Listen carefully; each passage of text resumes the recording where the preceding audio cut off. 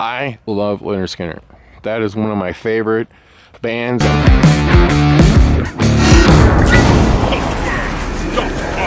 We drove from Baton Rouge to, let me look at the address.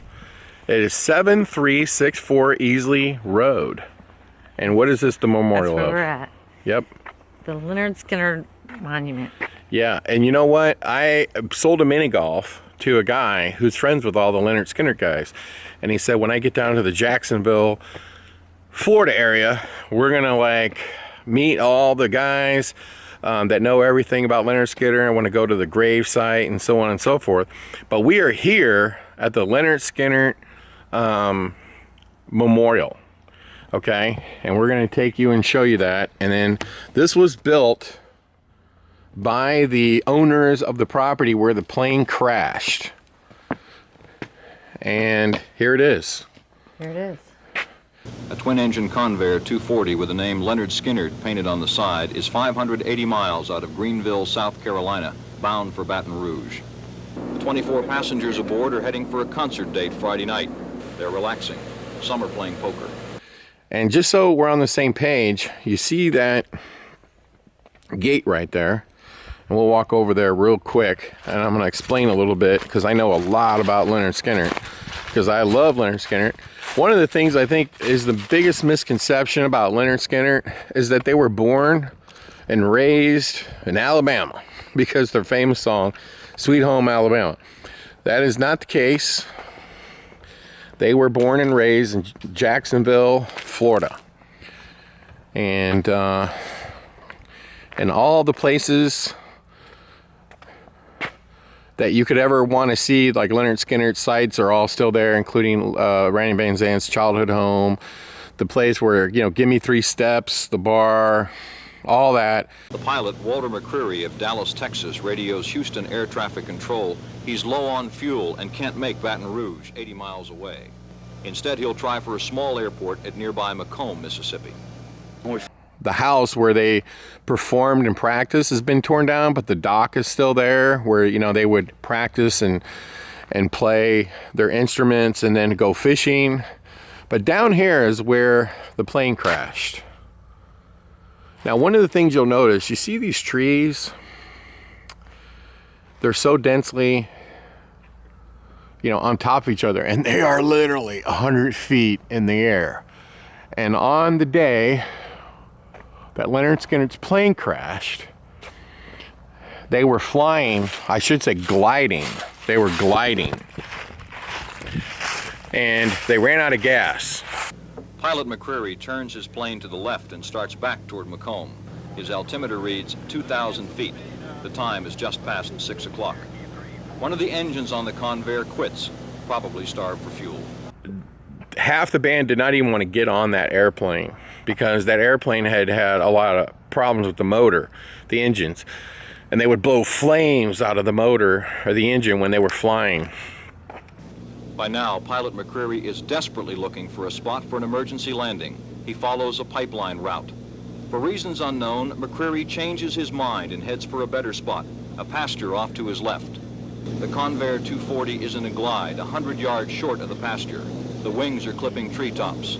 The plane stalls and goes down. This is the true story, okay? Because I've researched this heavily.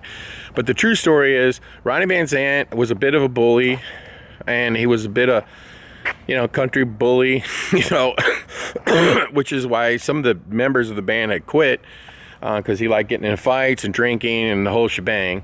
And here's Ronnie Van Zant right here. See that? He was out. The band was partying. They did their last show, and they were partying and having a great old time. And Ronnie Van Zant got no sleep whatsoever. And so they decided that they were going to fly in this plane to Baton Rouge. And half the band members did not want to get on the plane because they had so many problems with the engine. We walked through the woods to the site. And at that time, there was nobody on the site. Well, we started getting them out then, getting the ones that were hurt out, and everybody's out too. And they didn't want to get on that plane, okay? And Ronnie Van Zant was really tired. He took some sleeping pills, and he was ready to go to sleep. And this is the plane right here, and I'm assuming that's a picture of it in its final airport that it flew out of. And the band was going to get on the plane, and but they decided, oh, let's fly commercial. And Ronnie Van Zant said he wasn't having any of that. If you don't get on the plane, you're not in the band, you're out of the band, that's it. So everybody got on the airplane. They were rushed to Southwest Mississippi Medical Center in Macomb. It took more than an hour to get all the victims to the hospital. 6 are dead. 11 are admitted for treatment after receiving emergency care. 8 are flown to 2 other hospitals in Jackson, Mississippi. 1, drummer Pyle, was treated and released. Believe it or not, the way that the pilots were gauging the gas, how much gas they needed, was literally standing on the tarmac and putting a wood stick in the gasoline tank, and they did the calculations, and they figured they had enough gas to get to Baton Rouge. They made a mistake in the calculation, so the engines didn't fail, even though they had problems. What happened was, to run the engines, they had to run it richer. So it was eating more fuel than normal. So instead of topping off the gas tanks, which it could have easily done, they calculated they had more than enough gas to get to Baton Rouge. But they forgot to add in their calculation that the airplane needed more gas to run because the engines needed an overhaul. So they ran out of gas, about 35 air miles from Baton Rouge, and they got to this forest right here, this, whatever you want to call it. And the way they described it, and another thing that's not true, is there was no fire, coming in, the engines didn't blow up or anything like that. They simply just ran out of gas. One engine stopped, and then a second engine stopped. You can't even realize, seeing one of these things on television, exactly what a crash of this magnitude looks like.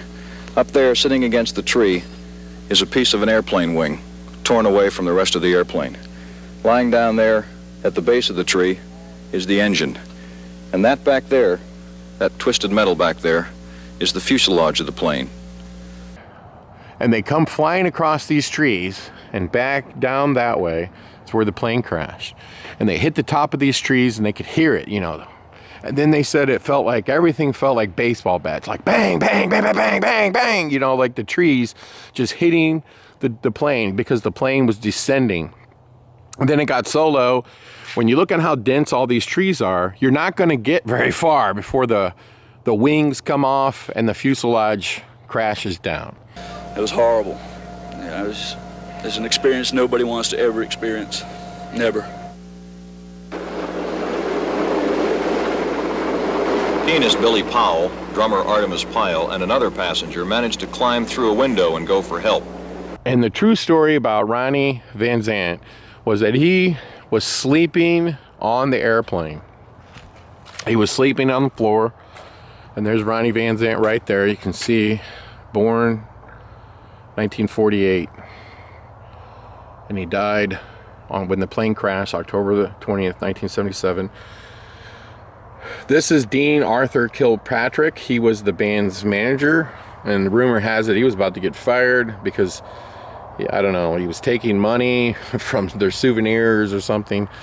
And he had a suitcase full of cash. And so there was cash sprawled all out over the crash site. And then there's the plane at the airport where it took off. And you see the whole band right there. Now, what's really interesting about Lynyrd Skynyrd is, he obviously died in the plane crash. The whole band is essentially gone. The original drummer's dead, the keyboard player. None of these guys made it to very old ages. The last real founding member is Rossing right here, and he just died, I guess, of a heart attack. And so this band was very, very much jinxed. The only member from this plane crash that was part of the band that's alive was the drummer. And Artemis Pyle, still alive, still does a lot of interviews talking about the crash. And then over here you'll see Cassie Gaines, and that is her brother. Now Cassie Gaines was one of the singers in the band, and the one of the band members quit because he just couldn't deal with all the rowdiness of the band, and so they needed another guitar player, and she recommended her brother, Steve Earl Gaines. Brother and sister, and they both died sitting almost essentially right next to each other.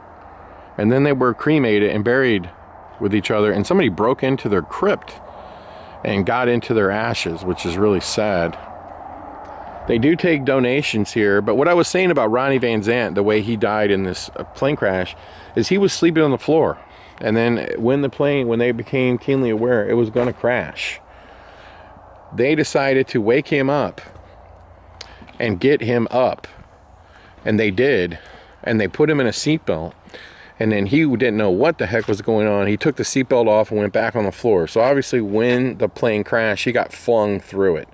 They say he went right back to the floor as the plane was crashing. So he had no idea what was going on. And here's all the passengers that were on the plane. There are 6 people that died in this plane crash. The 2 pilots essentially got decapitated, essentially, by the thumping in the trees and tree branches. Like literally, you know, tree branches just came in and took them out. And then the other people, you know, they don't know. I mean, I don't know if Ronnie Van Zant was, a bunch of stuff fell on top of him and he was asphyxiated, or, you know, his head hit something or his neck got broken. I've never been able to see. You can see a quote here from Billy Powell that says, "All I saw was treetops." And it says the flight was doomed, but that autumn day otherwise been beautiful with late afternoon. You know, and you can freeze this and read it. Artemis Powell, he actually walked away from the crash and walked over to a farmhouse to get help. And but a lot of local citizens around this area came over to help rescue all these people. And they went to a local hospital. Some were in a coma for a month or longer. The only one who escaped serious injury was Artemis Powell. And then here it says, pre-crash rise of a simple man. That kind of just tells you, like I told you, they're from Jacksonville, Florida. And it tells you all the members. Here's Gary Rosington. He was literally the last member that toured with the new band, which is the brother of the lead singer. And Ed King, he was the guy who had quit the band, which is how Steve Gaines got in the band. But Ronnie Van Zant was literally the main songwriter. He wrote the actual words to all the songs, and the different guitarists were the ones who made the songs. So somebody would come up with like a riff and to play it for Ronnie Van Zant, he would write the words to it. And that's pretty much how everything was done. So they had just released an album, and believe it or not, the album had like flames on it. And so they when they put the album physically out, they redid the artwork and took off the flames because, you know, the crash. But here it is. This is the crash site. And you can kind of pause this and read it. It says the company that owned the alien aircraft had scheduled it for maintenance soon, and some band members had considered taking a commercial flight to their next performance, but alternate flight arrangements were never made and repairs would have never come. On its final flight above the thick green canopy of trees that covered this part of the state, the aircraft began to run out of fuel. Thinking they would never make it to the airport of Baton Rouge, the pilots aimed for a sputtering machine towards a closer airfield. And obviously they didn't make that. They hit these trees. And the rest is history. And by the way, Lynyrd Skynyrd, if you're not aware, they came up with that name from a teacher that they didn't like, who basically made them cut their hair and stuff like that. He was a physical ed teacher, and his name was Lynyrd Skynyrd, and they changed it. But look at this memorial. This is pretty cool, and I know a lot of YouTubers come and do videos on Lynyrd Skynyrd, especially when they're in Jacksonville, Florida. But hey, we were close by, so I wanted to see it. What's your favorite Lynyrd Skynyrd song, Penny? Well, Freebird, of course. Freebird, okay. That's my favorite song of all time. That's your favorite song. I of all like time. Sweet Home Alabama. I like all I like Lynyrd all Skynyrd. of them. You like Simple Man? I like all their songs. I just feel like some of them go on and on and on with the musical stuff and a little too long. Like, end the song already. And see, here's all the passengers that we already covered this, but almost everybody in Lynyrd Skynyrd is gone. They're all dead. The only one who really played with them and recorded on their albums, I think one of the singers maybe is still alive. They were the backup singers. But everybody's dead except for Artemis Powell. And you see him right there. He was not the original drummer. The original drummer is dead. Isn't this who you said walked to try to find help? Gene Odom was their security guy. That was like Ronnie Van Zant's best friend. He is still alive. He lives in Jacksonville, Florida. You can actually reach him on the internet, and I think for a fee, he gives you a tour of all the Lynyrd Skynyrd sites. But he's actually still alive. So terrible. Yeah, and see, here's the pilot, Walter McCreary, William Gray. They're both dead. They died in the crash. What's crazy is most of the people survived the crash, but with serious, serious injuries. And, one other thing I'll say is if you go back in those woods where the crash actually happened, you have to get permission from the owner, and they are known to take people back there. They go back there with metal detectors. And when they do, they find pieces of the plane. There's still pieces of the plane back there. And I wanted to come here, not because I'm trying to be a YouTuber. I mean, there's so many people have come here and covered it. So it's kind of like redundant. But I love Lynyrd Skynyrd. That is one of my favorite bands. And I actually have seen Ronnie Van Zant's little brother in concert as Lynyrd Skynyrd. They're not shy to say, yeah, we're a tribute band. Although they have recorded their own albums. But